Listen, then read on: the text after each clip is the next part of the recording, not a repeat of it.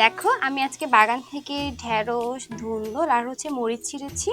আমাদের প্রায় প্রতিদিনের বাজার আমরা বাগান থেকেই করি। আর এখন বাজারে যা দাম মানে সবজির, বাজারে হচ্ছে মানে সবজিতে হাত দেওয়ার উপায় নেই, এত ভয়াবহ অবস্থা। আর আমাদের প্রতিদিন যতটুকুই আমরা হচ্ছে ছাদ থেকে সবজি তুলি, আমাদের 1-2 বেলা করে খুব ভালোই হয়ে যায়।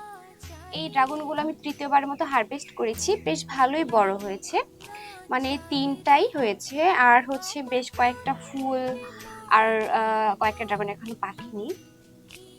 ঢেঁড়স না খুব বেশি দিন রাখা যায় না, মানে বাতি হয়ে যায়। 2টার মতন ছিঁড়লাম, আর হচ্ছে বাকি গাছ থেকে ছিঁড়বো বাকিগুলো।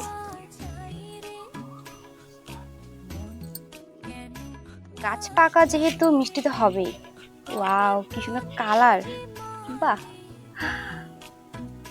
দেখো।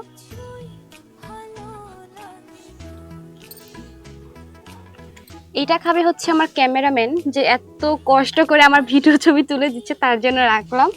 আর এটা হচ্ছে আমি একটু খেয়ে দেখি। শোনো, তোমরা যারা যারা আমার মতো বাগান করতে চাও, তারা অবশ্যই ড্রাগনের হচ্ছে একটা গাছ লাগাবে আর খেয়ে দেখবে কেমন লাগে।